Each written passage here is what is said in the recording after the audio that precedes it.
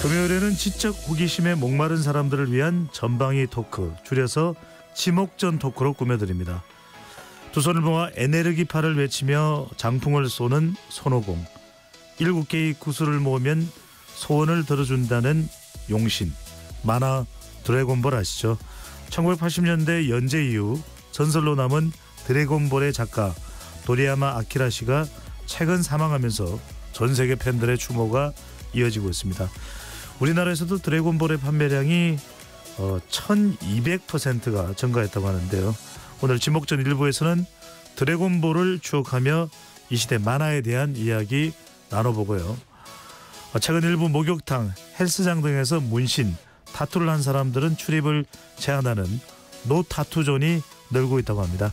2부에서는 노 타투존, 노 키즈존, 노 시니어존, 노를 권유하는 사회에 대해서도 들여다보겠습니다. KBS 열린 토론 지금 출발합니다. 치열한 토론 속에서 더 나은 세상을 찾아갑니다. 올바른 세상을 만드는 첫걸음. 평일 저녁 7시 20분 KBS 열린 토론.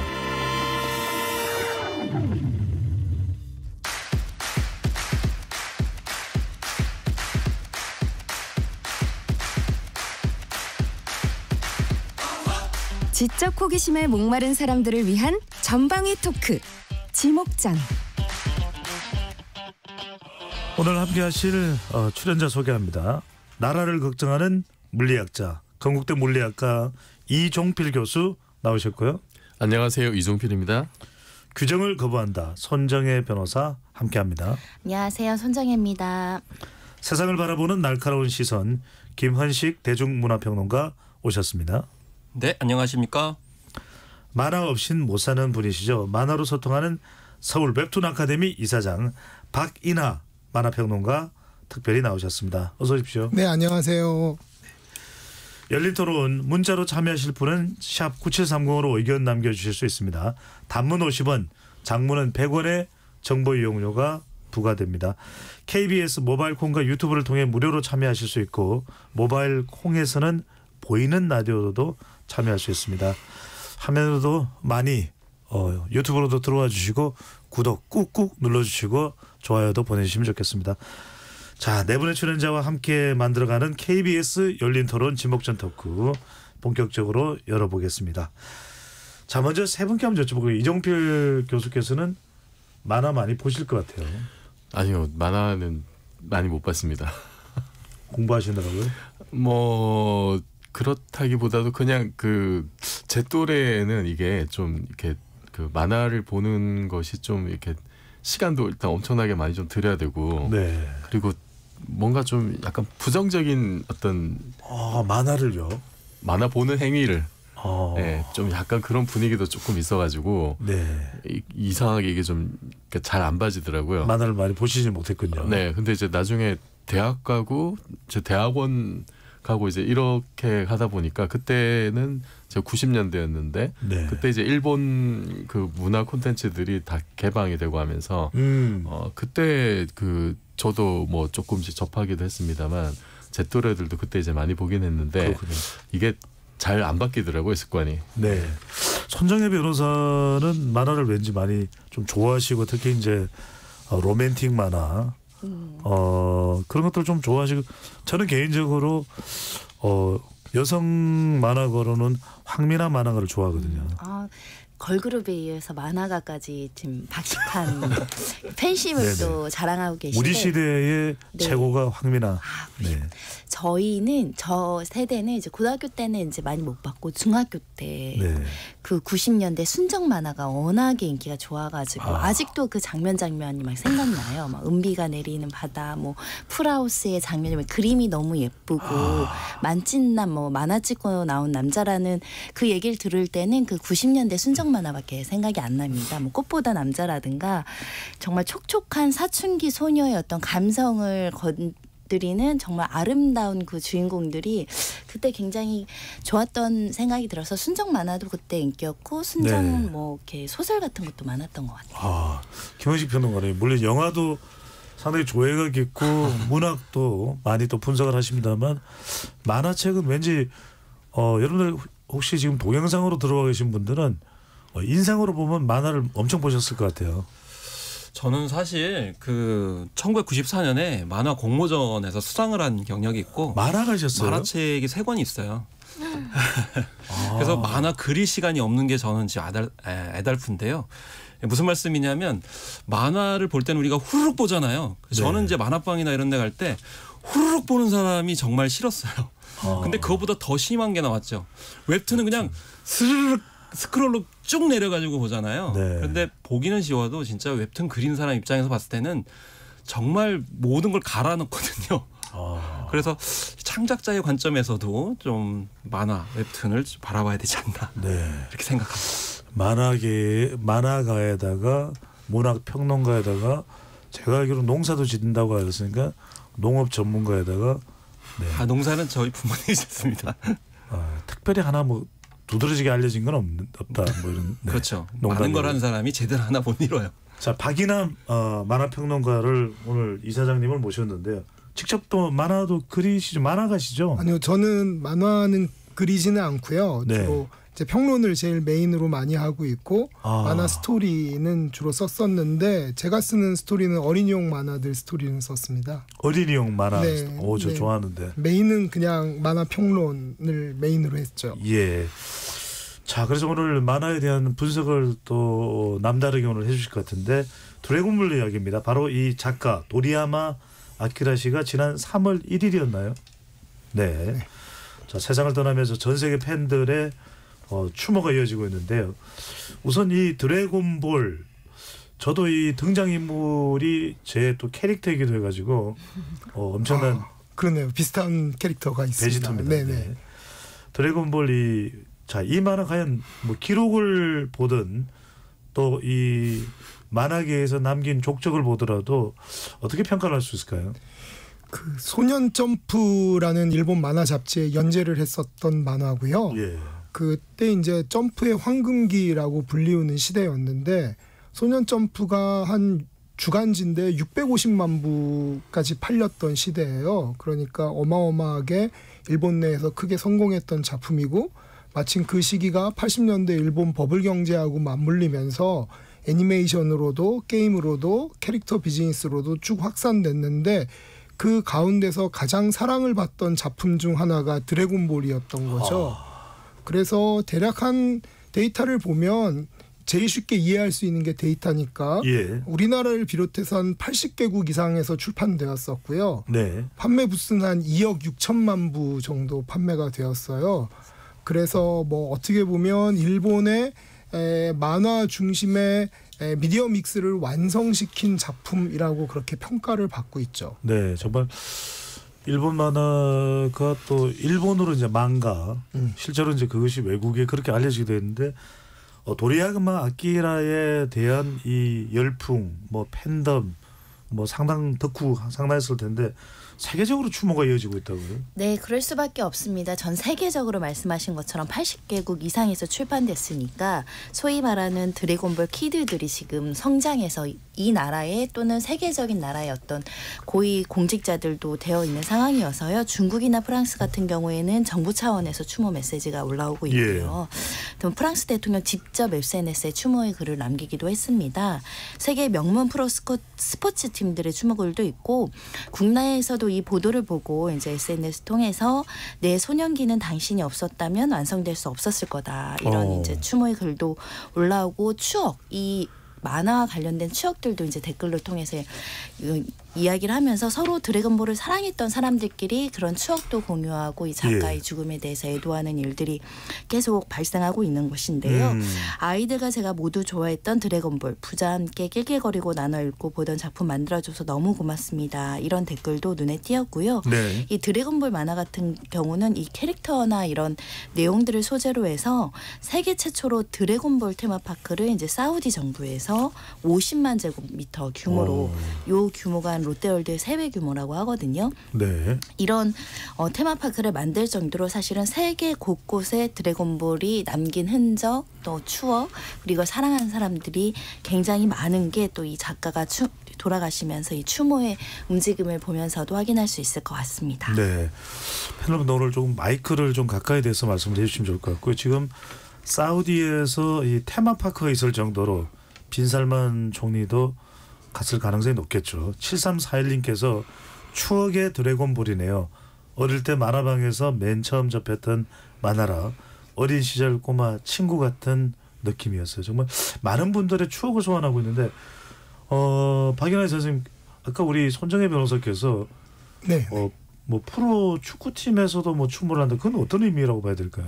그러니까 이 드래곤볼이라는 만화를 지금 뭐 30대, 40대, 크게는 넓게는 50대까지 사람들이 어렸을 때 10대에서 20대 초반에 걸쳐서 다 한 번쯤은 보고 성장했었던 그런 작품인 거죠. 그러니까 일본에서 연재됐던 시기가 84년에서 95년이고 그리고 한국도 거의 비슷한 시기에 연재가 됐고 전 세계적으로 80년대 후반에서 90년대 초반까지 이 작품이 연재됐으니까 예. 아까 소개드린 대로 80개국에서 연재됐다고 그러니 그만큼 인기 있는 작품을 내가 어린 시절에 아련한 기억으로 남아 있었고 예.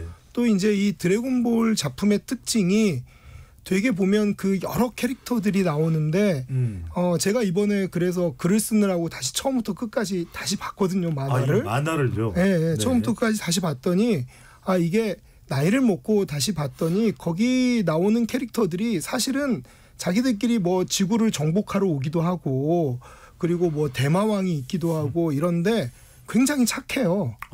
캐릭터들이 다. 그러니까 정말 나쁜 줄 알았던 대마왕도 사실은 굉장히 나중에 착해지고 예.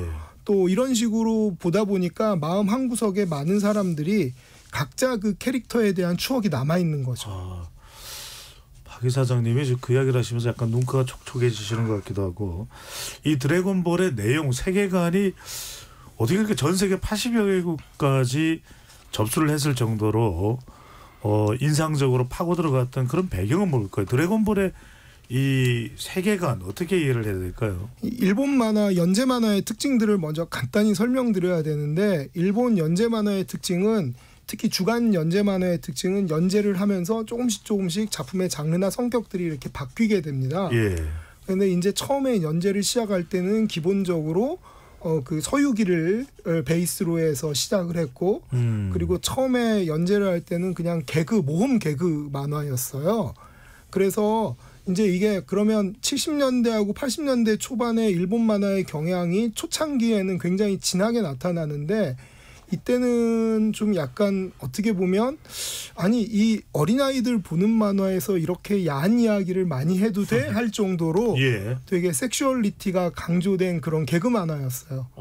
그러다가 그 만화가 이제 기본 베이스는 드래곤볼이라고 하는 별 하나에서부터 2개짜리, 3개짜리, 그다음에 총 7개짜리의 구슬 7개를 모으면 용신이 나타나서 소원을 빌면 그 소원을 이루어주고 그리고 그렇게 되면 드래곤볼을 다 쓰고 난 다음엔 다시 1년 뒤에 드래곤볼을 찾아서 소원을 빌면 또 소원을 이루어준다가 기본 설정이고요.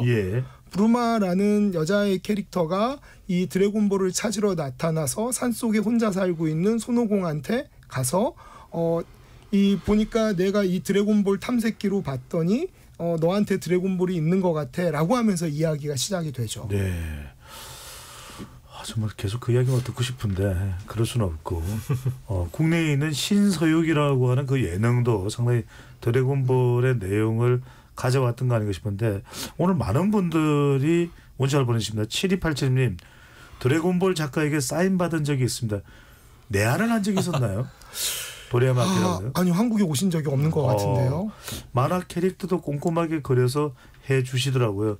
장인의 정성이 느껴지는 사인이었습니다. 아마 일본에서 받으신 것 같아요. 쉽지 않은 사인인데. 4878님은 또 에피소드까지 또 끄집어오셨어요. 드래곤볼 작가집이 외진 곳에 있고 길도 안 좋고 교통편이 안 좋아서 연재가 늦어질까 봐 해당 지자체에서 도로까지 깔아줄 정도였다네요. 약간 그건 도시전설 같은 얘기고요. 원래 그 개발 계획에 있었던 도로가 깔렸는데 그런 소문들이 이제 좀 났죠. 그게 이제 배경이 그렇더라고요. 그래서 교통이 불편하니까 이제 항공으로 했는데 만약에 길이 좋아지면 이제 도쿄로 갈까봐 왜냐하면 수입이 굉장히 많기 때문에 지자체 입장에서 세금이 엄청났다고 합니다. 그러니까 지자체 입장에서는 편리하게 그냥 해주게 된 거죠.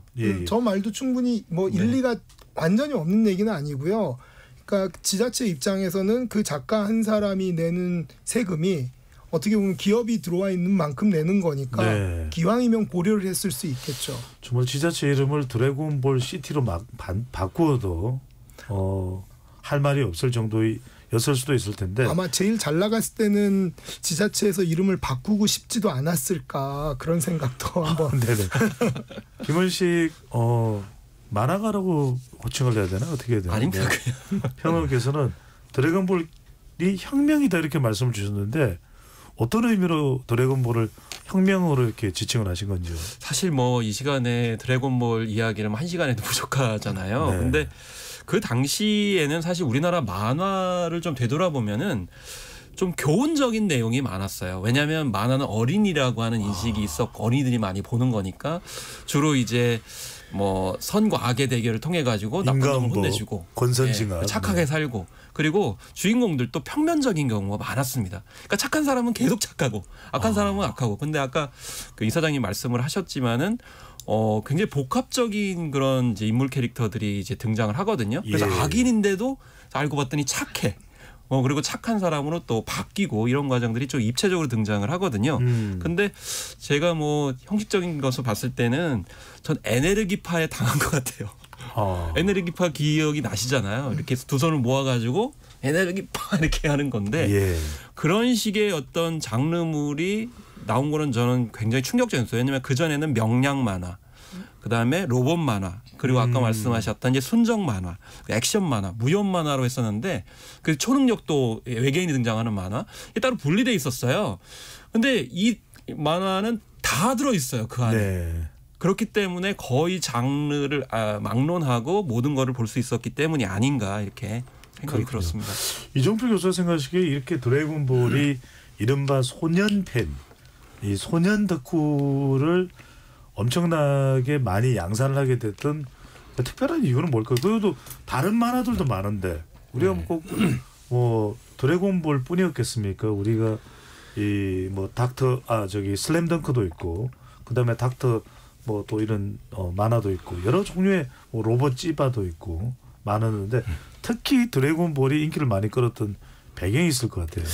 아까 그 박이나 평론가님 말씀하셨듯이 그 기본적인 좀 섹슈얼리티에다가 그 작가 특유의 유머 코드도 있는 것 같아요. 굉장히 심각하게 싸우는 와중에서도 좀 긴장이 확 풀어지는 유머 코드도 적절하게 들어가 있는 이제 그 전작 닥터 슬럼프에서 사실 그런 역량이 극대화됐던 작가잖아요.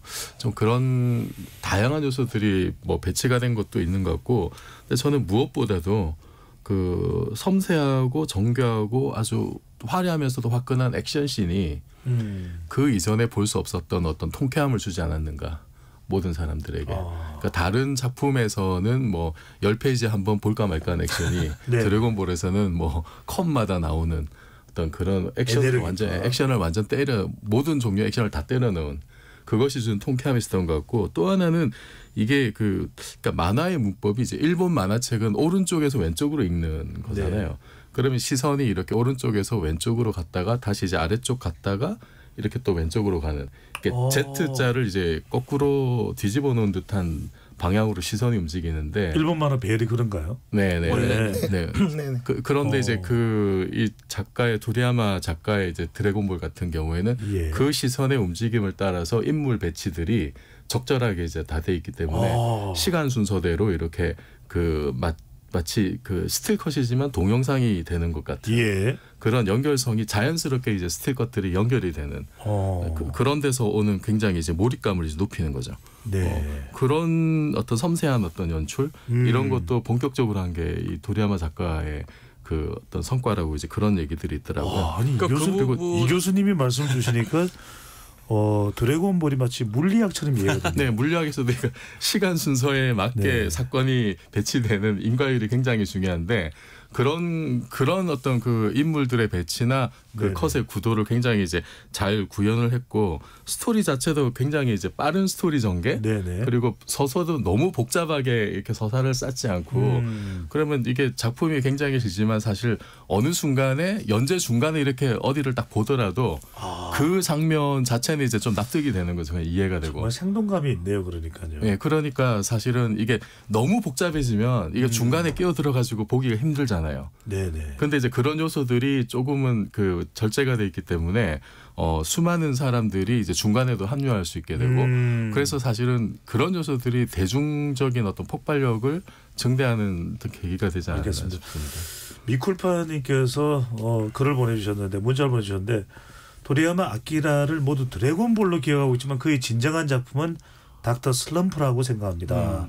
그의 천재성은 닥터 슬럼프를 보면 알 수 있습니다. 스토리 전개며 연출 연출 메카닉 디자인까지 천재적입니다라는 말씀 주셨는데 김원식 평론가께 발언기를 드릴 텐데 우리 이 청취자분들께서 손정혜 변호사가 발언을 안 하면 또 연락이 와요. 왜 손정혜 변호사는 말씀을 안 하고 계시냐.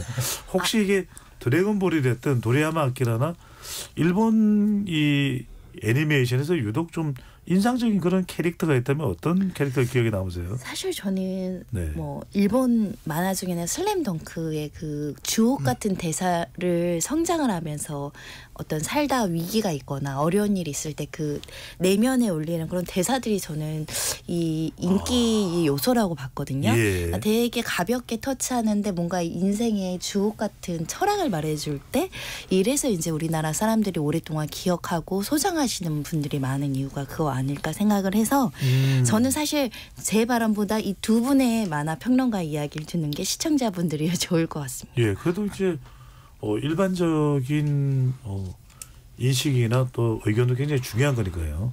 김은수 평론가 하신 말씀 해주시죠. 저는 뭐 캐릭터 중에 무천도서가 제일 마음에 들어요.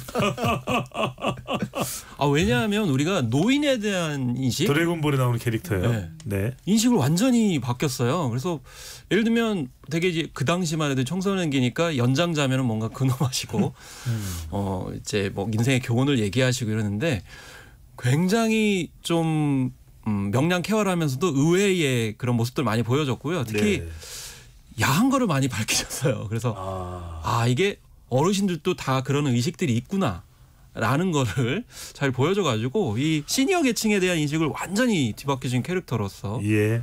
그리고 에네르기파도 이제 많이 나옵니다. 원래 에네르기파를 이제 무천도서가 처음에 하잖아요. 이 네, 거북이 맞아요. 등껍질을 네. 이렇게 네, 들고 네. 다니면서 그걸 또 모르고 이제 지나칠 수가 없는. 그래서 결과적으로는 이제 어떤 젊은 친구, 어린 친구가 먼저 한 게 아니고 결국 연장자가 자기 비법을 전수한 그런 면들도 무천도사를 통해서 저는 알 수 있기 때문에 꼽습니다. 그러니까 누군가 각자 또 개인별로 다르게 좋아할 수 있는 그런 다양한 캐릭터가 있다는 것도 이 드래곤볼의 매력이 아닌가 싶은데 우리 KBS 열린 토론을 담당하고 있는 김우강 PD는 지구인 최강자 크리링 캐릭터를 또 좋아한다고 얘기는 크리링 참 팬도 다양하네요. 많습니다. 네. 네.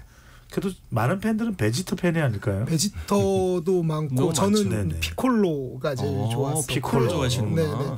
좀 지금까지 말씀해 보신 것들을 좀 정리해 보면 이 도리야마 아키라 선생이 당시 이제 닥터 슬럼프가 1980년대에 시작을 했는데 그 닥터 슬럼프 같은 경우에는 그 펭귄 마을이라는 마을에서 벌어졌던 이야기들을 가지고 있죠. 그래서 이제 그 당시에 80년대 소년 점프의 인기를 얻었었던 만화들이 좀 터프한 만화들이 많았거든요. IQ 소녀적이네. 대표적인 작품이 북두 신권이라는 작품이에요. 명작이죠. 그러니까 굉장히 터프한 작품들이 많았는데 도리야마 선생은 그림을 보면 굉장히 귀엽게 생긴 그림들을 그리잖아요. 예. 그러면서 아까 이종필 교수님 말씀하신 것처럼 보통 귀엽게 생긴 그림을 그리면 좀 대충 그림을 생략해서 그리는데 도리야마 아키라 선생 같은 경우에는 원근법 하나하나를 모든 컷에서 다 지켰어요.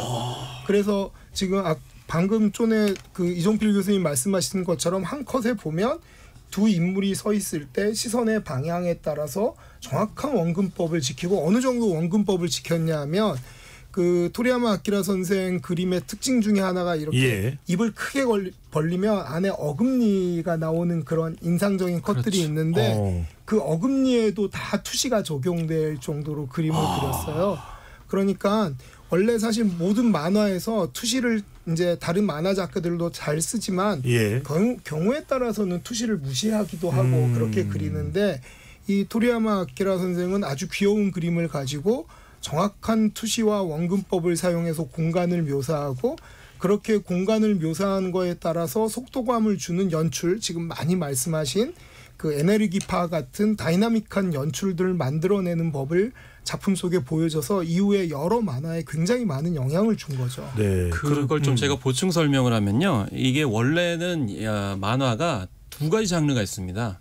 그래서 이제 우리가 이제 코믹스체라고 그래가지고 좀 재미있게 그린 거예요. 그러니까 굉장히 인물을 간략화시켜가지고 그리는 형태가 있고 네. 우리나라도 이제 명량 만화 형태라면 뭐 그런 걸 생각하는 거죠. 뭐 이런 이제 뭐 좀 간략한 스토리의 그런 그렇죠. 만화도 윤승훈 있고요. 작가가 주로 그렸던 네. 뭐 그런 경우가 이제 대표적이라고 볼 수가 있겠고요.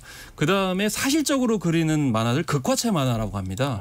극화체 만화는 이제 말씀하신 것처럼 원근법, 그다음에 사실적인 묘사, 예. 그 등신비도 달라요. 그래서 명량 만화체 같은 경우에는 뭐 2.5등신 내지는 3등신 이렇게 되거든요. 그래서 그렇게 해야 좀 귀여운 이제 모습이 나오거든요. 이게 두 개가 갈라져 있었어요. 하하. 그런데 이걸 두 개를 합친 겁니다. 굉장히 인물을 간략하게 표현하면서 편하게 볼 수 있지만 회화의 원근법을 사실적으로 했기 때문에 네. 재미있게 읽으면서도 너무 사실적이니까 그런 점들이 이제 거의 독보적인 경지를 이루었다고 볼 수가 있는 거죠. 그렇군요. 자, 우리가 또 이야기는 안 할 수 없습니다. 이 사장님, 네.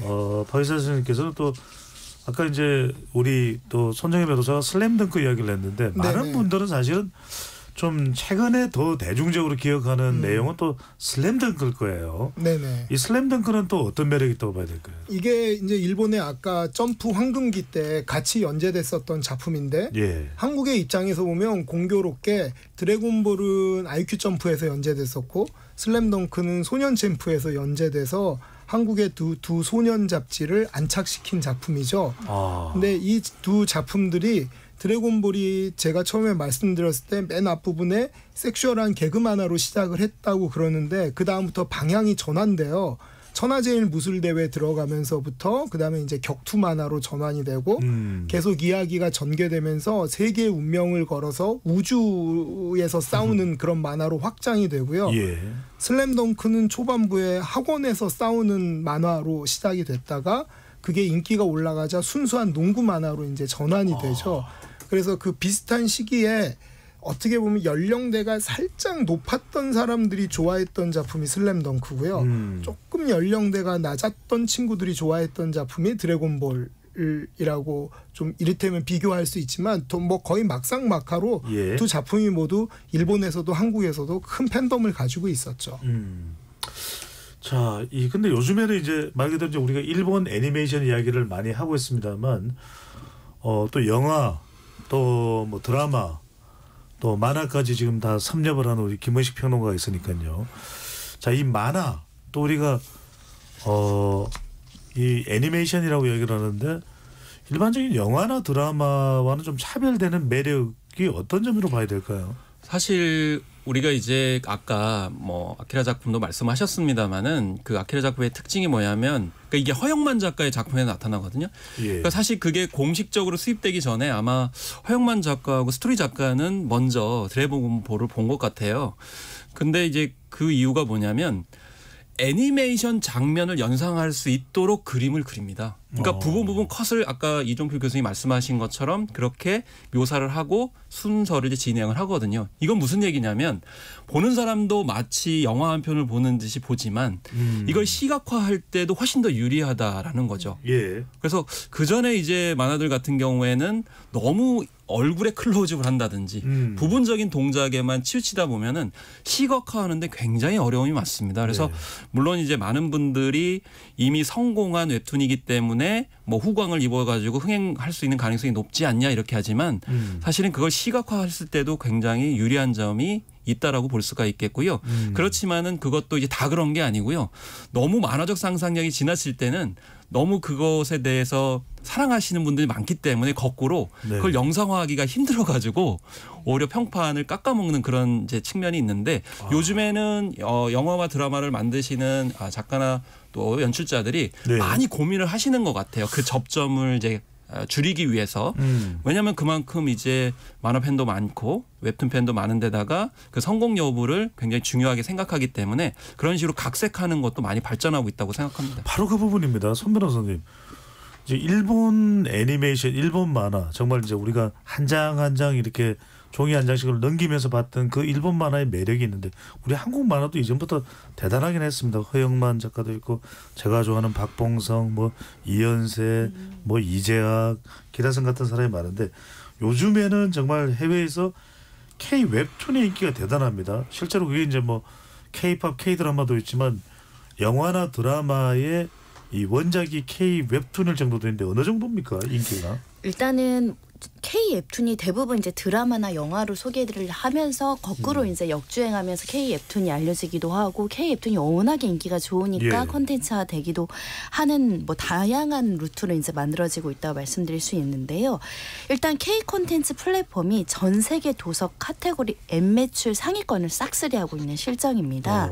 일단 2023년 기준으로 보시면 애플이나 구글을 통해서 이제 그러니까 도서 앱 매출 상위권에 우리 한국 플랫폼 이름이 올라오고 있는데 1위가 피코마 같은 경우는 이제 카카오가 일본에 선보인 웹툰이니까 우리나라 기업이라고 보시면 될 것 같고 2위도 라인만가도 네이버에서 출시한 거고 4위가 네이버 웹툰, 5위가 카카오 페이지. 즉 전 세계 이제 순위권에 우리나라 웹툰이 송출될 수 있는 우리 플랫폼이 많다라는 것이고요. 특히 네이버 웹툰 같은 경우는 이 누적 매출을 따졌더니 한국이 35.4%인데 미국이 36.9%. 그러니까 미국 시장에서 우리나라 웹툰을 굉장히 많이 본다라는. 그러니까 우리가 단순히 골목 대장이 아니라 해외 시장에서 더 각광을 받는 그런 정도 수준이 된 거네요. 네, 이런 또 매출과 인기는 결국은 기본적으로는 경제적 이득으로 따르고 있는데 2023년 지식재산권 무역 수지를 보면 지속적으로 지금 흑자를 기록하고 있습니다. 그 규모도 계속 매년 늘고 있다라는 것인데요. 지난해 저작권 무역 수지가 이제 하나로 따지면 2조 9천억 원. 엄청나게 이제 수출을 했다라는 측면에 있어서는 우리가 들여오는 이제 저작권이나 컨텐츠도 있겠지만 또 내보내는 게 압도적으로 많다라고 보셔야 될 것 같고요. 2020년 기준으로는 3년 만에, 그러니까 2023년 기준으로 흑자 규모가 7배 늘었다. 그러니까 단기간에 폭증했다라고 밖에 설명을 할 수 없는 수치입니다. 네. 아니 박평론가님 어떻게 이해를 해야 될까요? 그러니까 종이로 넘기던 시대, 그냥 우리가 이제 애니메이션으로 볼 때는 뭐 도라에몽 세상이 열렸다 이렇게 막 정말 열광을 하던 일본 애니메이션의 세상, 우리가 보면 좀 일각에서는 약간 모방도 했지 않냐 그런 이야기도 나올 정도인데 지금은 일본이 움찔할 정도입니다. 웹툰의 이 체제로 넘어가면서 K 웹툰이 더 환호를 받는 상황. 심지어는 뭐 이 웹툰 작가인 기안84는 무슨 방송국의 연예 대상을 받을 정도인데 뭐 좀 상당히 또 돈도 버는 웹툰 작가들이 많다 그래요. 영화 신의 뭐 작품이 있지 않습니까? 신감. 예, 그 또 웹툰에서 이제 출발을 했다고 하는 정도니까 이렇게 어떤 플랫폼 자체가 바뀌면서 K 웹툰, 한국 만화가 맹위를 떨치는 이유는 뭔가요? 일단 첫 번째는 제일 먼저 디지털 전환을 100% 디지털 전환을 가지고 간 거죠. 뭐 여러 사정들이 있긴 한데 그 웹툰이란 말이 우리나라가 처음 쓴 거죠. 네, 웹툰이라는 용어도 저희가 처음 만들었고 그 다음에 이걸 세로로 스크롤해서 본다는 형식도 우리가 처음 만들었어요.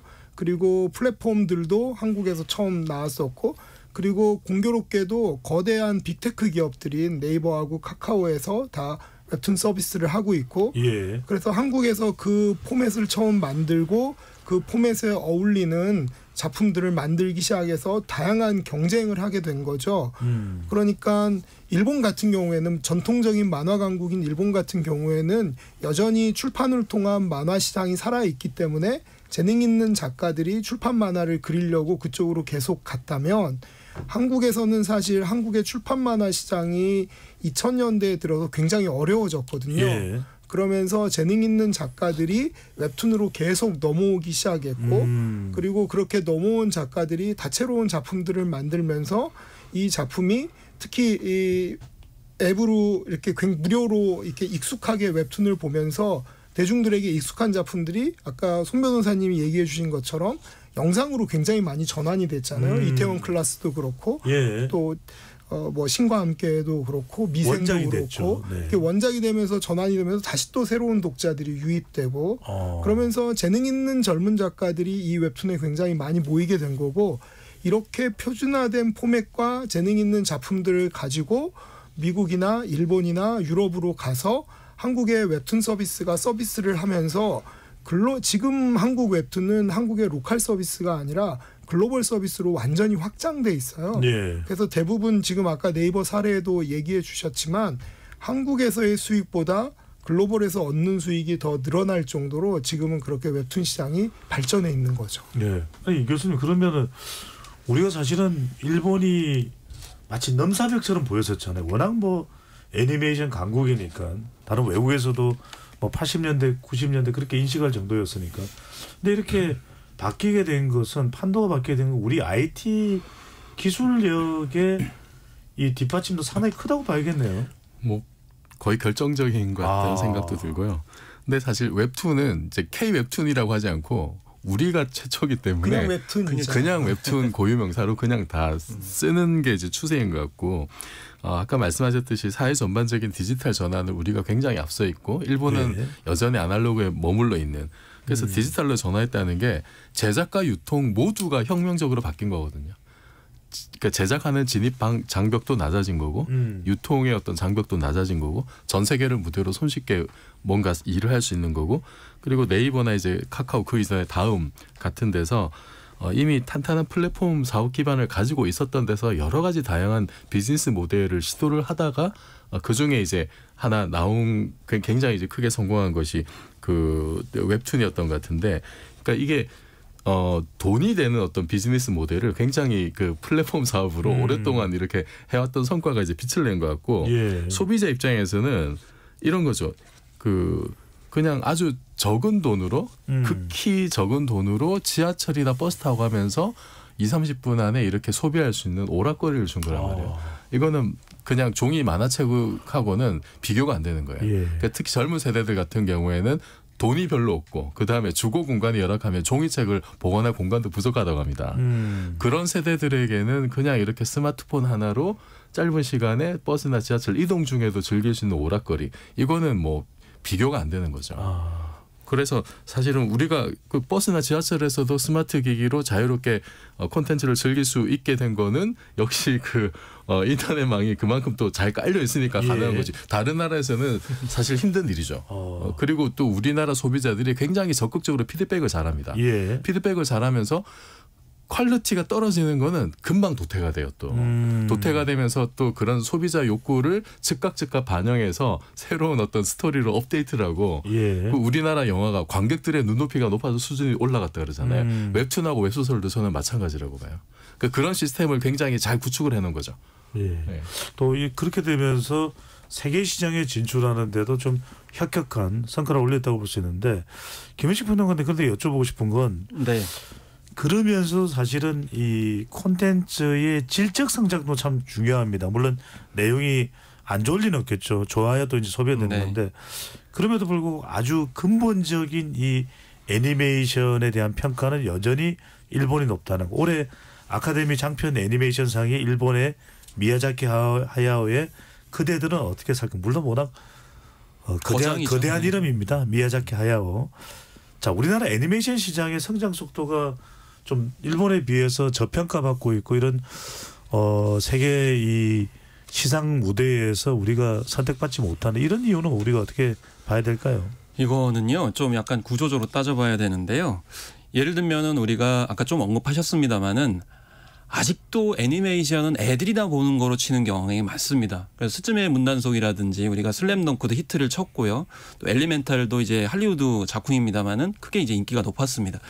예를 들면 지금 뭐 드라마, 영화의 원작이 웹툰이다. 이렇게 많이 말씀을 하시잖아요. 그런데 왜 웹툰은 애니메이션으로 제작을 안 하는 겁니까? 그러니까 결국에는 물론 어떤 경쟁력이나 이런 측면에서 봤을 때는 일본이 앞서기 때문이다라고 하지만 아직도 극장에 가거나 뭐 IPTV에 들어가면 애니메이션은 유아용이 많아요. 우리가 이제 자랑스럽게 한류 영상 얘기를 하게 되면 뭘 얘기하냐면 뽀로로를 얘기를 하고 네. 아기상어를 얘기하거든요. 그럼 아기상어, 뽀로로, 유아들이 보는 애니메이션. 마당을 나온 암탉. 그것도 결국에는 전 연령대가 보는 건가? 근데 아직도 연령대가 낮은 분들이 보는 거 아닌가? 이런 생각이 들어서 저는 마당을 나온 암탉은 상당히 감동적이었는데요. 네? 상당히 감정적이었는데요. 아 그렇습니까? 네. 그러면 이제 결과적으로 어른들도 즐겨볼 수 있는 작품. 그래서 사실은 우리가 영국의 문학을 얘기할 때 영 어덜트 문학이라고 하잖아요. 영 어덜트 문학은 이게 청소년만 있는 게 아니에요. 사실 성인층까지 같이 겨냥을 하는 거거든요. 그렇기 때문에 우리나라 웹툰도 애니메이션에 그러니까 아까 드래곤볼 같은 경우에도 이제 언급을 했습니다마는 밸류체인은 완전히 그 완성을 했거든요. 네. 그래서 만화부터 애니메이션, 굿즈 이렇게 했기 때문에 요걸 전체적으로 웹툰 이게 최고다라고 하지 말고 애니메이션까지 제작해야 된다고 생각합니다. 박평단 각께는 이것 마지막으로 좀 여쭤보고 싶습니다. 자, 최근에 뭐 이제 불법 유출 문제도 상당히 좀 심각하다고 그러는데 그런 문제 포함해서 우리 웹툰 또 근본적으로는 정말 다들 추억이 있을 겁니다. 만화방에서 침침한 그 조명 밑에서도 어린 시절 정말 그 만화책을 보면서 상상의 꿈을 키워갔던 한국 만화의 저력이 좀 뿜뿜하려면 어떻게 해야 될까요? 네, 말씀하신 것처럼 그 웹툰 원작의 애니메이션으로 연결되고 하는 밸류체인이 좀 완성돼야 되는데 최근에 이제 좀 주목받고 있는 작품이 있어요. 나 혼자만 레벨업이라는 작품이 있는데 그게 한국, 일본, 미국에서 다 크게 성공하고 애니메이션도 나왔는데 이 애니메이션도 성공했어요. 그런데 일본에서 만들었어요, 애니메이션을. 그리고 게임도 나와서 게임을 성공했는데 이건 한국에서 만들었고 그래서 글로벌에서 이렇게 밸류체인은 만들어졌지만 아까 우리 평론가님께서 얘기해 주신 것처럼 한국 애니메이션 제작사들이 약간 2D 애니메이션의 제작의 인력들이 이렇게 많지 않아요. 그러니까 대부분 다 아까 뽀로로 같은 3D 애니메이션 쪽의 제작 인력은 강한데 2D 쪽에 약해서 한국의 애니메이션 산업을 좀 활성화시키기 위해서는 웹툰 원작을 2D로 해서 이 밸류체인이 한국에서 좀 완성됐으면 좋겠다라고 하는 고민이 있고요. 두 번째는 불법 복제에 대한 이슈가 계속 있습니다. 이게 불법 복제가 하기가 굉장히 간단하잖아요. 이미지다 보니까 그리고 100% 디지털화돼 있어서 이걸 막으려고 계속 노력은 하고 있는데 불법 복제에 대한 고민들이 좀 있어서 글로벌로 계속 좀 발전해 나가기 위해서는 이 불법 복제에 대한 이슈도 계속 관심을 갖고 막을 수 있는 기술이나 방법들, 캠페인들이 좀 계속 필요한 상황이죠. 네. 지금 잘 나간다고 앞으로 10년 뒤 20년 미래도 우리의 세상이 된다라는 보장은 없으니까 앞으로도 근본적인 또 개선의 노력도 해나가야 되겠습니다. 로고 듣고 지목전 토크 이어가겠습니다.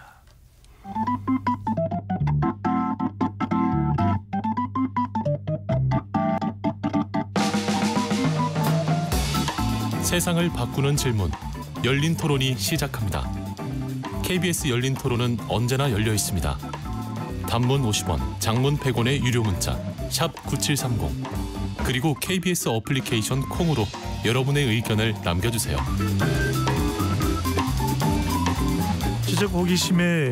지적 호기심에 목마른 사람들을 위한 전방위 토크, 지목전 토크 2부 이어가겠습니다. 스튜디오에는 박인하 만화평론가, 김헌식 대중문화평론가, 손정혜 변호사, 이종필 건국대 교수 함께하고 있습니다. 1부에서는 만화 드래곤볼의 작가 도리야마 아키라, 또 슬램덩크 등 또 우리 추억의 애니메이션 그리고 우리 K-웹툰의 앞으로 발전 방향에 대해서 이야기를 해봤고요. 2부에서는 이어서 최근 호텔, 헬스장 같은 곳에서 문신, 타투한 사람은 들어오지 못하게 하는 노 타투존이 확산되고 있다고 합니다. 더불어 노 키즈존도 이야기되고 있는데 노 타투존, 노 키즈존, 노 시니어존 이른바 노를 권유하는 사회에 대한 이야기 나눠보겠습니다.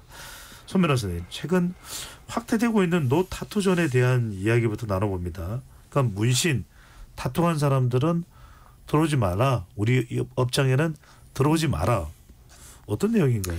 그러니까 출입을 제한하는 방식으로 이제 제한할 수도 있지만 예를 들면 긴 옷으로 입거나 패치를 붙여서 가려달라 이런 요구를 할 수 있든 이제 시설의 어떤 운영권자가 특히 이제 목욕탕, 헬스장, 수영장, 호텔 이게 조금 옷을 탈의하는 공간에서 이런 움직임이 나오는데요. 기본적인 목적은 다른 고객들이 위협감을 가지고 좀 혐오감을 가지니 우리 시설에서는 이렇게 타투하신 분들은 들어오지 말라 이런 취지로 보이고요. 네. 그래서 헬스장을 운영하는 한 자영업자도 위협감 때문에 과도한 문신 노출하는 것을 하지 말라 이렇게 권고하게 됐다 이렇게 이제 설명하고 있는데 우리나라 경범죄처벌법에도 현재 아직까지 험악한 문신으로 남한테 혐오감 주는 행위를 처벌하는 규정이 아직 존재합니다. 근데 네. 요즘에 워낙 젊은 층이 타투나 뭐 문신이라고 이야기해도 좋고요. 그런 분들이 많다 보니까 이걸 제재하는 것은 또 표현의 자유를 너무 지나치게 억제하거나 개성적 표현인데 차별적 행위 아니냐 이런 논란이 제기되고 있는 거죠. 네, 아니 손 변호사님께 여쭤보겠습니다. 그러면 정말 뭐 용 한 마리 들어가 있는 문신, 또 뭐 호랑이가 어르렁거리고 있는 그런 문신을 한 사람은 법에 의해서도 사우나에 들어왔다. 그러면 나가라 이렇게 할 수 있는 겁니까? 아니요, 법에 의해서 규정된 건 아닙니다. 그러니까 사설 업체니까 이 헬스장을 운영하는 사람이 내 가게를 어떻게 운영할지 본인이 직업 수행의 자유로 할 수 있는 거죠. 네. 그러니까 내가 이제 이렇게 모지 못하게 이제 권고를 하거나 주의를 준다라는 취지이지 법에서 출입을 금지하는 건 없고 다만 이제 험악하게 위협감을 조성하는 것은 사회에 불안감을 조성할 수 있기 때문에 그런 경우 예를 들면 진짜 엄청 무섭게 해서 엄청 위력을 가세하는 사람은 어떻게든 이제 좀 제재를 할 필요성이 있으니까 아직은 법에 있지만 시설에 못 들어오게 하는 법은 존재하지 않습니다. 아, 법은 존재하지. 네. 근데 조금 전에 이제 불안감이라는 이야기를 했거든요. 근데 김평동관님. 네. 근데 예전에는 우리가 무슨 영화를 보면은 무슨 조폭들이 주로 이제 막 용 한 마리가 그려져 있고 두 명 합해서 호랑이 한 마리가 되고 뭐 이런 문신들을 보기도 했는데 요즘에는 유명 연예인들이 문신을 많이 해요. 뭐 누구라고 꼭 뭐 특정인을 거론하지는 않겠습니다. 그러다 보니까 또 일반인들도 문신이나 타투하는 사람들을 여러 또 볼 수 있고, 그러니까 이제 아직까지 방송에서는 어떤 규정이 있는지 모르겠지만 이렇게 뭐 패치를 붙인다든지 밴드를 붙여서 이게 영상에는 드러나지 않게 하지만 상당히 젊은 사람들 사이에는 불안감이라기보다는 거부감이 많이 없어졌다 이렇게 봐도 되나요?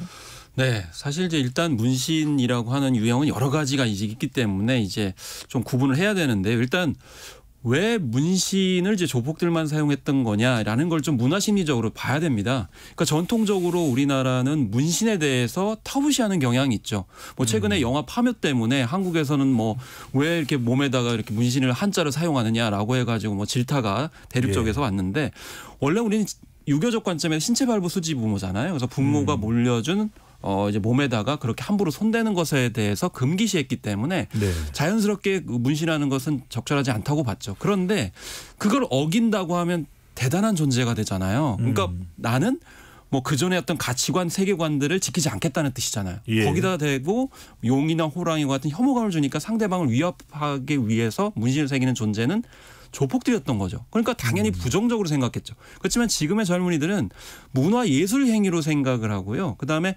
좀 예술적인 감각이 있는 해나 형태의 문신을 많이 합니다. 그래서 뭐 문신 시술자가 35만 명이다. 그렇기 때문에 이걸 이제 법적으로 허용을 해야 된다. 왜냐하면 법적으로 말씀하시겠지만 의료 행위로 보잖아요. 그래서 문화예술 행위로 볼 거냐. 아니면 의료 행위를 볼 거냐 이런 것도 같이 또 연관이 되고 있는데 젊은이들은 그렇게 생각 안 한다는 거죠. 네. 그렇다면 이걸 어떻게 봐야 될까요? 문신이라는 건 워낙 모양이나 또 형식도 다양한데 물론 뭐 네 분 중에는 오늘 출연하신 네 분 중에는 문신이든 타투든 해나든 하신 분들이 뭐 있으신지 어떠신지 뭐 커밍아웃을 하실지 어떨지는 모르겠습니다. 그건 뭐 제가 뭐 드릴 말씀은 아닌 것 같고 이정필 교수께서 보시기에 이걸 어떻게 다양성으로 봐야 될까요? 뭐 노 타투전 이렇게 엄격히 정해서 뭔가 좀 누굴 들어오고 말고 이렇게 정하는 그런 또 기준을 정할 필요가 있다고 봐야 될까요? 어떻게 봐야 될까요? 저도 저희 동네 헬스장에 가면은 이렇게 문신을 부분적으로 하신 분들이 간혹 보이거든요. 그러면은 저도 좀 옛날 사람이라 그런지 순간 좀 약간 선뜻하게 느꼈을 때가 있긴 있어요. 네, 있긴 있는데 다시 좀 정신 차리고 생각을 해보면은 저거는 어쨌든 좀 개성의 표현으로 봐줘야 되지 않느냐.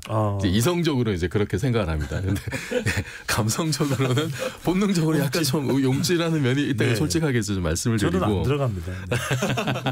그런데 결국 문제가 되는 게 몸에 이렇게 막 이상한 그림 잔뜩 그려놓으면은 보는 사람들에게 위협감, 위압감 이런 걸 준다라는 건데, 그런데 그럼 약간 좀 범위를 넓혀 생각해 보면은 원래 그러면은 아주 인상이 험악스러운 사람, 이런 사람은 예를 들어서 헬스장 들어가면 안 되는 건가? 몸에 뭔가 좀 이렇게 보통 사람들의 체격과 좀 다르게 아주 키가 무지막지하게 크다라든지 아니면 운동 열심히 해서 정말로 좀 뭔가 위압적인 어떤 신체를 발달시킨 사람이 있을 수도 있잖아요. 그럼 그런 사람도 그럼 출입을 다 막아야 되나? 외모 차별 관점에서. 네. 그래서 이거 위압감을 준다, 위협적이다라고 하는 것은 좀 주관적일 수도 있고, 저는 이런 것보다는 뭔가 이제 행위나 언행, 그것에 대해서 뭔가 이제 실질적인 조치나 사법적인 어떤 조치가 들어가야 되는 게 아니냐, 원칙적으로는. 그냥 겉보기에 어떠하다라고 하는 걸로 제재를 하는 거는 좀 심하지 않을까. 그리고 요즘은 또 옛날처럼 그렇게 조폭이나 이런 데 대한 어떤 그분들이 활개치면서 사회적으로 큰 문제를 일으킨 게 옛날보다는 좀 더 덜해진 것 같고, 치안력도 굉장히 강화됐기 때문에 좀 과하지 않는가라는 생각이 듭니다, 저는. 일본의 경우도 이런 사례도 있다고 하네요. 일명 이대점이라고 해서 문신의 원조인 일본도 문신이 있으면 온천이나 목욕탕은 출입이 불가하다고 하는데, 박연아 평론가께서는 뭔가 그려져 있는 걸 많이 평가를 하시잖아요. 네네. 문신이나 타투는 어떻게 보시는지요? 네, 저희 제자들 중에서도 만화를 그리다가 문신으로 넘어간 친구들도 꽤 있어요. 그래요? 네. 아주 친한 제자들 중에서도 두세 명이 문신 쪽 아티스트로 넘어갔는데, 몸에 그러면 베지터나 무천도사를 주로 그리시겠어요? 여러 가지를 그려달라고 그러면 다 그려주는데, 문제는 이게 불법이에요, 한국에서. 근데 아까 이레짐이나 이렇게 일본의 목욕탕에서 금지하는 거는 좀 이렇게 전체 등판을 다 뒤덮은 그런 좀 험악한 그런 문신이고, 지금 유행하고 있는 한국에서의 문신, 타투는 자기 개성의 표현인데, 그리고 그것도 또 이제 아티스트의 영역으로 이렇게 해석해 돼야 되는 건데, 이거를 의료법으로 규정하는 게 맞는 건가라고 하는 고민은 계속 들어요. 너무 법적인 영역에 담아두는 것이 시대적인 변화에 맞는 것인가, 이런 부분도 지적을 해 주실 거예요. 자, 손정희 변호사께 여쭤보시면, 아까 법적으로는 나가라고 할 수는 없다라는 말씀 참고가 됩니다. 자, 그다음에 이제 노키즈 존입니다. 최근에 한 제주도의 유명 식당에서도 노키즈 존을 선언했는데, 요즘 아이들을 좀 더 눈여겨서 우리가 주목해서 더 잘 또 봐야 된다, 이런 이야기도 하면서 좀 상당히 좀 사회적으로 완화된 입장인데, 아이들에 대해서 노키즈 존 어떤 내용입니까? 네, 노키즈 존 같은 경우는 또 전국적으로 많이 늘어나고 있기 때문에 이 현상이 옳은 것인가에 대한 논란이 제기될 수밖에 없는 것이고요. 제주연구원 사회복지연구센터에서 이제 주제 발표를 하는 과정에서 이제 통계가 나왔습니다. 포털 사이트 등을 통해서 검색되는 전국의 노키즈 존이 한 542곳. 그러니까 검색되지 않는 곳도 상당히 있을 것이지만, 검색되는 것 중에 그중에 78곳이 이제 제주에 몰려 있다. 그리고 경기 지역이 이제 80곳, 그다음 서울 65곳, 부산 63곳으로 대도시를 중심으로 노키존들이 좀 많이 생기고 있다라는 것인데요. 일단은 제주도는 관광지고 여러 가지 이제 업장들이 많다 보니까 이런 수치가 나온 면도 있겠지만, 이 노키존 존에 의해서는 요즘에 어린이 공원에서 공놀이 하지 말아달라, 그리고 아이랑 같이 가서 차별받았다, 이런 족족의 이제 어떻게 보면 아이를 가진 부모들의 어떤 안 좋은 경험담도 많이 올라오면서 이 노키즈 존에 대한 차별 문제, 또는 이게 자유의 문제, 이런 것들이 논의되고 있는 실정입니다. 그러네요. 아이들을 데리고 또 식당에 갈 수밖에 없는 부모들로서는 또 상당히 난감한 상황이 될 수도 있는데, 김원식 평론가, 2014년부터 이 노키즈 존이라는 것이 생기기 시작했다고 하는데, 이게 좀 어떤 아이들에 대한 좀 혐오 정서가 생겨난 겁니까? 무슨 이유입니까? 네, 사실 이거는 이제 식당에서 벌어진 일 때문에 이제 시작이 됐다고 보겠는데요. 그래서 이 한 숯불갈비 식당 안에서 이제 아이가 뛰어다닌 거예요. 그러다가 화로와 부딪혔어요. 그래서 화상을 입은 거죠. 이제 그럴 때 이제 법적인 문제가 발생하거든요. 누구의 잘못이냐? 그러니까 아이가 뛰어다녔는데 그러면 부딪혀가지고 화상을 입었을 때 업주의 책임이냐. 그래서 그때 당시에는 종업원이 아이의 움직임을 살피지 않아도 부딪혔기 때문에 식당 주인은 부모에게 1,100여만 원을 지급하게 판결이 나왔어요. 네. 그러니까 이때부터 자영업 공간에 있으신 분들, 운영하시는 분들이 긴장을 하게 된 거죠. 그래서 아예 아이를 출입하지 못하게 만드는 그런 이제 공간이 생겨나기 시작했다라는 이제 이야기가 되겠습니다. 아니 또 선뜻 이해는 안 가지만 언뜻 또 납득이 갈 것 같기도 하고 식당을 운영하는 사람의 입장에서는 그런데 이제 뭐 그런 또 위험할 수 있는 또 하상을 입을 수도 있는 그런 이제 숯불구이 집은 좀 어느 정도 또 판단에 또 여부가 필요하다고 볼 수 있는데 도서관에서도 노키즈존이 생겼다. 이건 또 어떻게 해석을 해야 될까요, 교수님? 그 도서관은 사실 좀 특수한 공간이긴 하잖아요. 네. 다들 이렇게 좀 조용히 책을 보거나 뭐 자료 조사를 하거나 뭐 이제 이런 공간인데. 근데 어린이 도서관도 있고 지금 네네. 제가 말씀드린 거는 공공 도서관에서도 노키즈존이 생겼다면 네. 그건 또 과연 타당한 것인가 싶은 생각도 들고요. 그러니까 이게 이제 일반적인 도서관이라고 하면은 그렇게 사람들이 와서 뭐 공부하거나 이제 책을 읽는 공간이기 때문에 좀 그런 특성들이 좀 반영이 된 것 같아요. 근데 사실은 말씀하셨듯이 그런 문제는 정말 그 어린이 전용 도서관이라든지 좀 그런 식으로 예를 들어서 뭐 성인 전용 그러니까 명시하지 않았더라도 이건 누가 봐도 성인들만 가는 곳이다라고 하는 곳에 아이들이 갔을 때 뭐 술집 같은 데라든지 아주 간단한 예를 들면 그런 데는 우리가 뭘 굳이 따지지 않더라도 에이 그런데 왜 아이를 데려가 이제 이런 얘기들이 나오는 거잖아요. 네. 네, 좀 그런 부분이 좀 있는 것 같고 그리고 그 육아정책연구소가 이제 복지부 의뢰로 그 2023년에 조사한 거 보니까 일단 그 뭐 전국에 한 200개 정도 이제 조사를 했는데 실태 조사를 했는데 커피나 뭐 휴게 음식점 제과점 같은 것이 여전히 한 76% 정도로 일단 제일 많고요. 네. 그다음에 음식점이 이제 18% 정도. 노키즈존. 네, 노키즈존이 지금 그렇다고 합니다. 혹시 박인하 평론가께서는 자녀가 있으신가요? 네. 아이들이 이미 성인이어서 네. 노키즈에 큰 영향을 안 받는데 이 이슈를 생각해 보면 노키즈 존에 대한 이야기를 하기에 앞서서 우리가 지금 그 아이들을 양육하는 데 있어서 네. 아이들 양육과 이 아이들의 공중도덕을 지키는 거에 대해서 부모님들이 어느 정도 책임을 지고 양육을 해야 되는가에 대한 사회적 합의들이 예전에는 이제 저 어릴 때만 해도 뭐 어디 가서 밥 먹는데 뭐 뛰지 말아라, 뭐 밥은 똑바로 먹어라 이런 잔소리들을 부모님한테 많이 들었다면 네. 요새 그 어린아이들을 양육하면서 오히려 우리 아이 기죽이지 말아라라는 쪽으로 너무 가버린 게 아닌가. 그래서 이 노키즈존에 대한 이슈보다 먼저 사회적으로 아이들을 어느 정도 이 사회에서 공중도덕을 지키고 사회적 윤리를 지킬 수 있는 부분에 대한 고민들이 좀 먼저 필요한 것 같다는 생각도 네. 들어요.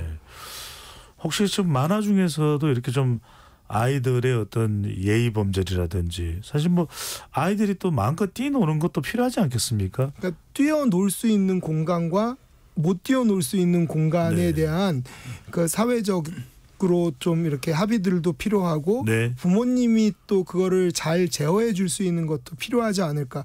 그런 게 잘만 되면 굳이 노키즈 뭐 예스키즈 이런 고민들이 나오지 않지 않을까라는 생각도 들고요. 달려라 한이를 보니까 한이는 참 잘 뛰어놀던데. 항상 네, 트랙에서 돌죠. 네네. 자, 손 변호사님은 이 노키즈 존에 대해서 더 좀 생각이 많으실 것 같아요. 왜냐하면 아무래도 육아를 하거나 또 식당에 가서 아이들을 더 살펴야 되는 게 대체로 우리나라는 여전히 이 아빠보다는 엄마가 남편보다는 아내가 더 많이 책임지게 되는데 그러다 보니까 아이들을 이렇게 좀 뭐 노키즈 존 이러면 이런 걸 봐서라도 아이들 낳아봐야 노키즈 존도 있고 말이야. 좀 이런 상황이 생길 수도 있지 않을까. 오히려 이른바 출산을 꺼려하는 문화로도 노키즈 존이 좀 악영향을 끼칠 건 아닌가라는 우려도 있을 것 같아요.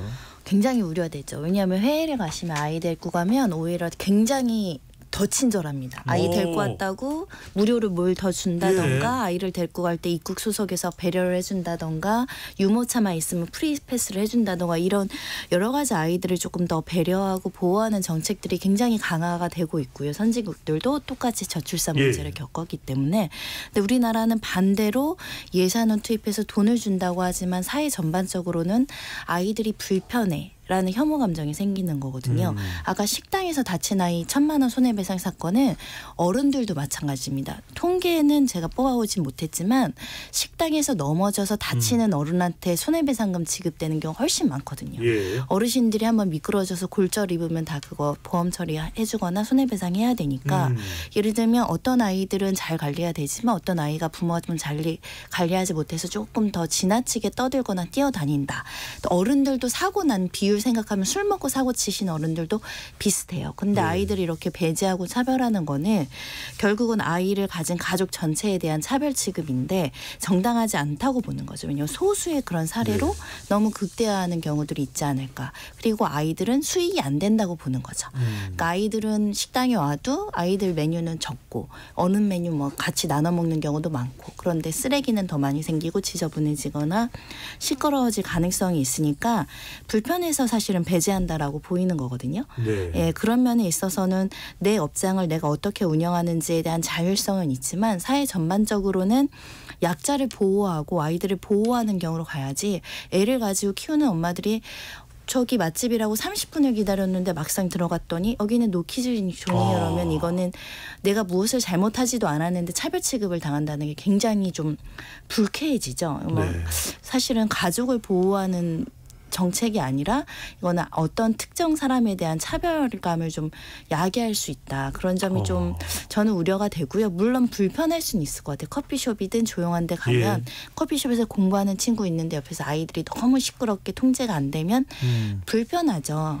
근데 우리도 항상 그렇게 통제가 안 되는 충동적이고 시끄러운 아이 어떤 사람들이 성인으로 성장하는데 아니, 두 분들 어린 시절이 없는 사람이 있습니까? 조금 더 배려하는 분위기, 좀 참는 분위기 그런 게 좀 저는 많이 안타까워요. 네, 다 아이였던 시절이 있다면 그걸 더 불편함이 없도록 좀 더 개선하고 보완하고 또 감내하고 이런 게 필요하지 않을까 싶은데 김원식 평론가도 자녀가 있는 걸로 알고 있는데 자 이러다 보니까 노키즈 존을 좀 방지하도록 이런 법을 만들어야 되는 것 아니냐는 이야기가 나오는 정서에 대해서는 어떻게 보시는지요? 네, 법적으로 뭐 노키즈 존 만들면 처벌한다? 글쎄요. 왜냐하면 그거는 뭐 예를 들면 카페든 식당이든 영업의 자유가 있는 거기 때문에 대영업장에서 이루어지는 거거든요. 그런 점에서 법률로 규제하기는 좀 힘들 것 같고요. 근데 한편으로 생각을 해보면 불편함이 있다라는 부분 이제 공통적으로 말씀을 하셨는데 그러면 불편함을 감수하는 영업장이나 운영자들한테 처벌 위주의 규제가 아니고 인센티브를 줘야 됩니다. 그래서 오히려 뭐 예스 뭐 키존 이렇게 하면은 그렇게 하는 작업장에 대해서는 오히려 주목을 해주고 아니면 뭐 홍보라도 해주고 이런 식으로 긍정의 어떤 인센티브가 있어야 되는 것이지 그렇지 않은 경우에만 무조건 규제하는 건 적절하지 않다고 보고요. 그리고 제주도에서 연구한 결과들이 지금 상당히 많이 인용이 되고 있는데 전국적으로 제주도의 노키존이 상당히 많습니다. 이게 무슨 얘기냐면은 아이들이 많은 지역에서는 서로 아름아름 이해를 하기 때문에 노키즈 존이 없어요. 근데 오히려 아이들이 없는 곳에서 이런 현상들이 있을 수 있겠고 특히 제주도 같은 경우 여행을 많이 오시고 개인 카페나 이런 공간들을 많이 이용을 하시다 보니까 결과적으로 영업상의 불이익을 받을까 봐 이런 어떤 측면까지도 고려하고 있거든요. 그렇기 때문에 어느 지역인가 그리고 공간의 어떤 특성 이런 점들을 고려해가지고 좀 대응책을 마련하는 게 바람직하지 않을까 생각합니다. KBS 열린 토론이 아이가 있는 식당 방문 자만 이렇게 대변을 하는 건 아닙니다만 자영업자분들의 입장에서는 우리 아이에게 왜 그러느냐 이러면서 목소리를 높이는 경우가 있다. 그런 또 고충도 이야기하고도 있다는 점도 함께 소개를 해드립니다. 소 변호사님 짧게 말씀드리고 이제 우리가 토론 마무리 발언 들어야 될 것 같은데 노 시니어 존도 있다고 합니다. 몇 살 위로는 들어오지 말라. 이것도 아까처럼 좀 여쭤보겠습니다. 몇 살 위로는 어느 공간은 안 된다. 이것도 법적으로 그렇게 할 수 있는 겁니까? 그러니까 법률과 금지하는 법률과 조례는 존재하지 않으니 내 업장에서는 내 커피숍에서는 70세 이상 어르신 안 받겠어. 그러면 사실 이걸 규제하기는 어렵죠. 아직까지는. 물론 기본적인 헌법이나 인권 관련한 법에 뭐 나이나 성별로 차별 취급해서는 안 된다 이런 기본적인 조항이 있지만 그래서 네. 논란인 겁니다. 그래서 이거를 업장의 마음대로 노인과 아이를 배제해도 괜찮은 것인가. 그래서 우리 사회가 조금 더 수용성 있는 쪽으로 갈 것인가 어떤 개인이든 사업자의 자율성에 맡길 것인가의 문제인 것 같습니다. 네, 참 상호 어떤 뭐 상업적 이유도 있을 테고 문화적 정서적 차이도 있을 텐데 이런 부분들을 서로 좀 잘 상호 이해할 수 있으면 좋겠다는 생각이 들기도 합니다. 그런 점에서 최근에 뭐 이제 노조니 들어오지 말라 뭐 하지 말라 이런 조언이 많이 생기는데 좀 우리 사회적 수용성을 좀 이런 부분들을 높일 수 있는 방법이 뭘까 짧게 한 30초씩 의견 듣고 오늘 지목전 토크를 마무리하도록 해보겠습니다. 먼저 이종필 교수부터요. 저는 좀 포괄적인 차별금지법이 제정돼야 되지 않느냐. 이런 금지구역이 늘어날수록 사회적인 약자, 장애인이나 뭐 무슬림이라든지 이런 소수자들이 피해를 볼 수밖에 없고 차별은 금지하되 업주들이 좀 부당한 피해를 좀 안 볼 수 있는 어떤 뭐 제도적인 방안 이런 거 같이 만들었으면 좋겠습니다. 네. 박연아 평론가는요. 누구는 안 된다라고 하는 부정적인 언어보다는 누구가 된다, 누구가 좋다 하는 쪽으로 전체적으로 사회적인 관심들이 좀 바뀌어야 될 시점이 아닌가라는 생각이 많이 들었습니다. 네. 김현식 평론가는요. 뭐 노시니어존까지 말씀하셨습니다마는 노교수존도 있고요. 노중고등학교 학생존도 있습니다. 노교수존은 무슨 말인가요? 그러니까 이제 대학원생들이 주로 가는 카페에서는 교수님 오지 마시라고 이렇게 하는 경우도 있거든요. 그렇기 때문에 이를 노노하게 되면 결국 저도 그 대상이 되는 거예요. 네. 이런 점을 생각을 해야 되겠고 그 무엇보다도 안 돼, 규제 이런 거 가지고 해법할 수 없습니다. 왜냐하면 대화를 해야죠. 왜 잠재적인 범죄자로 다 규정을 해가지고 애는 안 돼, 노인은 안 돼. 아니 이렇게 요청을 해가지고 안 되면은 정중하게 부탁을 해서 나가셔야 됩니다라고 하는 말 하기 싫으니까 그냥 딱지 붙이는 거잖아요. 그럼 언제든지 저도 그런 대상이 될 수 있다고 생각합니다. 네, 제가 알기로는 김현식 평론가는 어디 교수이기도 하시지 않은가요? 네, 제가 예전에 놀라웠던 게 스키장에 아르바이트를 하려고 신청했더니 180 이상은 안 된다고 하더라고요. 네. 이런 보이지 않는 차별들이 많다고 생각합니다. 네, 개인적인 이야기는 좀 자제해 주시고. 자, 마지막으로 손정희 변호사는요. 네, 일단은 이게 사실 우리가 지금 경제적인 어떤 자본을 쓰는 30, 40대를 30, 40대 하는 데는 거의 없잖아요. 그러니까 결국은 약자에 대한 차별이 두드러진다고 저는 보이거든요. 그래서 그게 설사 아이들 때문에 불편한 점이 많고 일부 부모들이 아이를 제대로 관리하지 못하는 문제가 발생하더라도 사실 그분들이 경제적인 강자라고 했으면 어린아이들 차별 취급 안 당할 것 같은데 그런 점에서 사회 공동체가 조금 더 보호하려는 경향을 가져야 저출산 문제도 좀 해소가 되지 않을까 싶습니다. 영어 속담에 그런 또 이야기가 있다고 합니다. 상대방의 신발을 좀 신어봐라. 상대방의 좀 역지사지해 볼 수 있는 그러면 서로를 좀 더 잘 이해해 줄 수 있지 않을까라는 생각을 합니다. 오늘 지목전 토크 도리야마 아키라의 드래곤볼도 추억을 해봤고요. 2부에서는 노존이라고 하는 곳의 이유에 대해서도 좀 집중적으로 논의를 해봤습니다. 네 분 오늘 토론 고맙습니다. 감사합니다. 자, 지금까지 KBS 열린 토론 배종찬이었습니다.